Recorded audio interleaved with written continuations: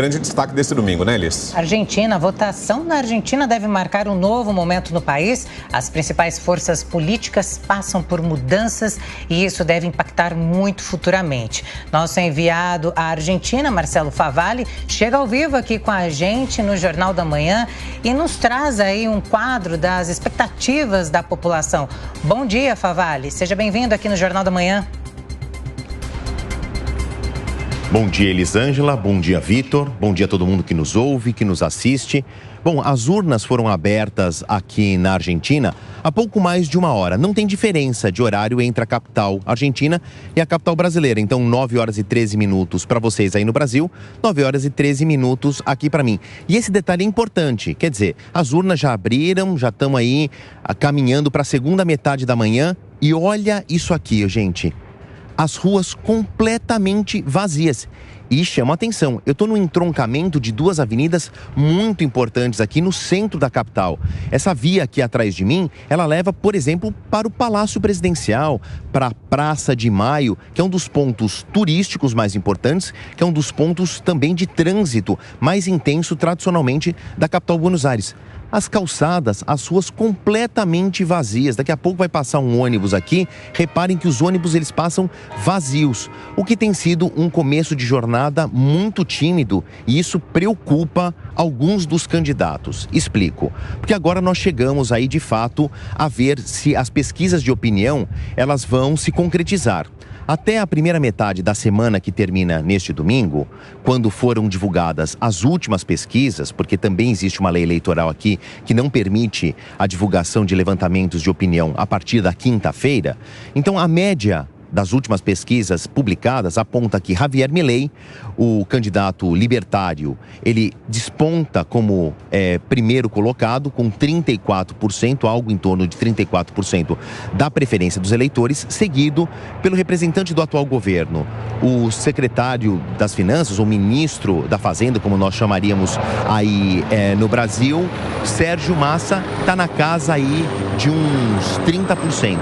E a representante da direita mais tradicional aqui da Argentina, Patrícia Bullrich, que foi secretária da Segurança Interna, ministra da Defesa, vamos colocar assim, ministra da Segurança, melhor dizendo, do antigo presidente Maurício Macri, a Patrícia Bullrich, ela aparece com 26%.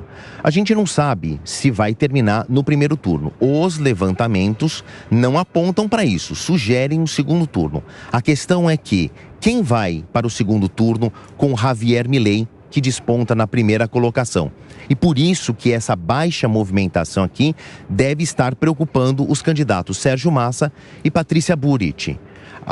A informação mais importante desse domingo é o boletim meteorológico.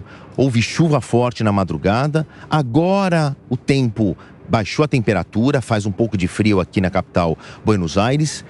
Tem uma garoa fina, mas uma previsão de chuva forte depois do almoço e até o final da jornada eleitoral.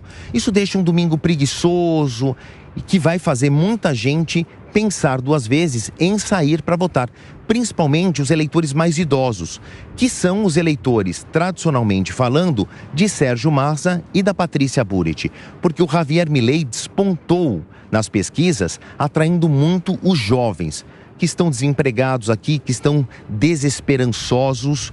Ele conseguiu fazer uma eficiente mobilização nas redes sociais e trouxe muito o engajamento do jovem, que prometeu vir votar. Então, o boletim meteorológico, a previsão de chuva forte para essa jornada de votação, pode mudar aí esse desenho das pesquisas eleitorais. Outra informação importantíssima, se prevê que esta eleição tenha o maior número de abstenção desde 1983, quando houve a redemocratização da Argentina.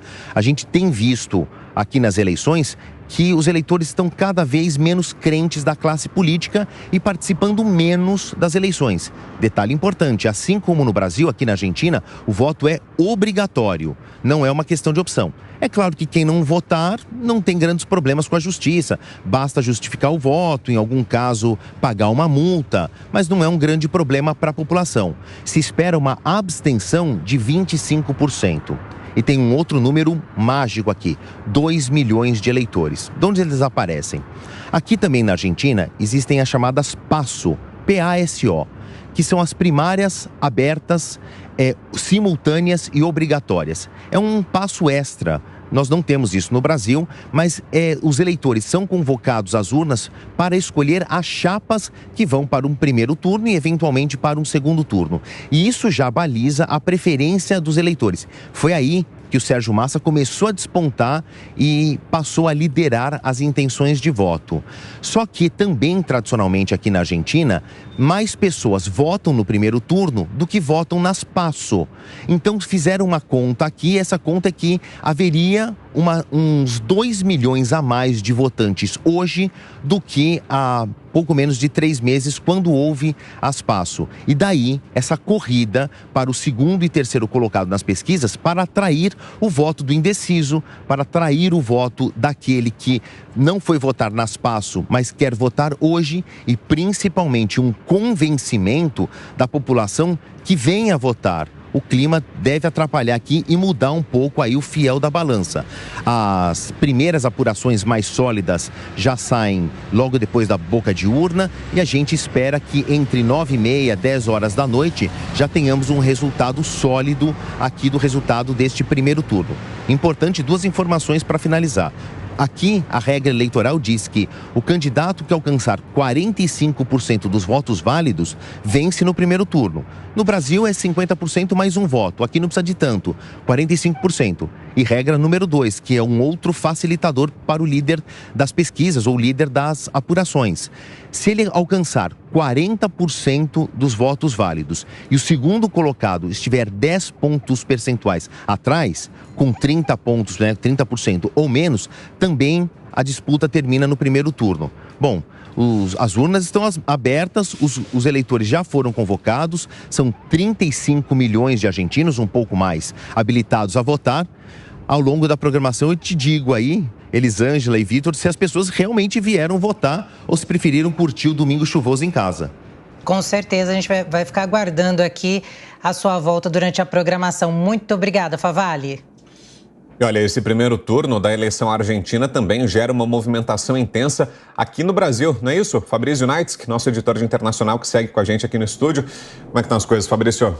Pois é, Brown, a equipe de internacional aqui da Jovem Pan atacando em todas as frentes, né? Guerra em Israel, eleição na Argentina. O trabalho não está faltando nesses Pois é, dias, o trabalho não para. Onde tiver notícia, a gente vai atrás. Olha só, o Brasil é o país que tem o terceiro maior número de eleitores argentinos no exterior. À frente do Brasil estão os Estados Unidos e a Espanha. Aqui no Brasil, são cerca de 20 mil eleitores que devem comparecer às urnas hoje. Ou talvez a expressão melhor seja podem comparecer às urnas, porque para os eleitores que residem no exterior, o voto não é obrigatório, diferente lá da Argentina, como o Favale destacou, onde a participação é sim obrigatória, não traz grandes problemas para quem não comparecer às urnas, mas aqui no Brasil e em todos os outros países no exterior não é obrigatório. Esses eleitores têm o mesmo horário da votação lá na Argentina para comparecer às urnas, das 8 da manhã, ou seja, essas urnas já foram abertas aí há cerca de 1h20 até às 6 da tarde. Eles podem votar para presidente, também para senador, e são espalhados esses eleitores por diversos consulados, aliás, por todos os consulados argentinos, todas as representações consulares e também a Embaixada da Argentina em Brasília. A maior movimentação deve ser, sim, aqui em São Paulo, seguido pelo Rio de Janeiro, Porto Alegre, Florianópolis, Curitiba, Foz do Iguaçu, Salvador, Brasília, Recife e o destaque fica pela cidade de Uruguaiana, no extremo sul do Brasil, lá no Rio Grande do Sul. Também há uma movimentação de argentinos ali de cerca de 200 a 300 argentinos que residem naquela região e podem sim votar para presidente por lá. A gente recorda que em 2019, o hoje presidente Alberto Fernandes levou a disputa no primeiro turno contra Maurício Macri, ele passou dos 45%, terminou, se não me falha a memória, com 48%, 49% dos votos válidos no primeiro turno.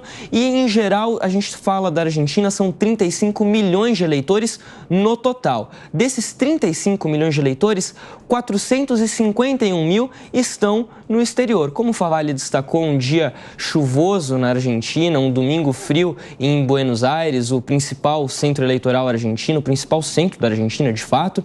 Então, cada voto, com certeza, pode sim fazer a diferença numa disputa que promete ser apertada. Há essa dúvida se Javier Milei, que lidera as pesquisas, a grande maioria das pesquisas, pode faturar essa disputa já no primeiro turno, seja passando dos 45% dos votos já nessa primeira etapa, seja estando abaixo desses 45%, mas com essa diferença superior a 10% em relação ao segundo colocado, que aí pode ser tanto Sérgio Massa quanto Patrícia Bullrich.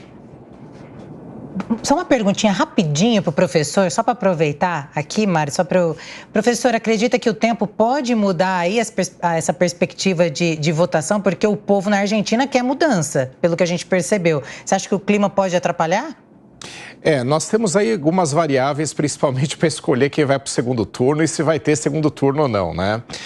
Que Milei vai sair à frente de todos é indiscutível, não é?